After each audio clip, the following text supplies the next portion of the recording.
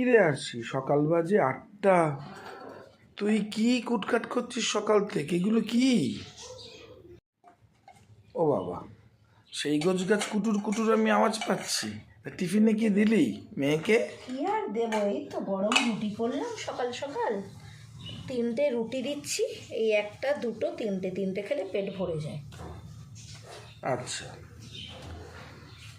3টে রুটি একটু ঘুগনি করেছি, পেঁয়াজ কেটে ঘুগনিটাকে দিয়ে দিলাম। ঘুগনি দেখা যাচ্ছে না তো। এই তো ঘুগনি পেঁয়াজ দিয়ে মাখামাখি, বুঝলি? ও আচ্ছা। আর এই যে একটু স্যালাডে শশা দিয়েছি, হ্যাঁ। আর একটু ড্রাই ফ্রুটস দিয়েছি রোজকার মতন।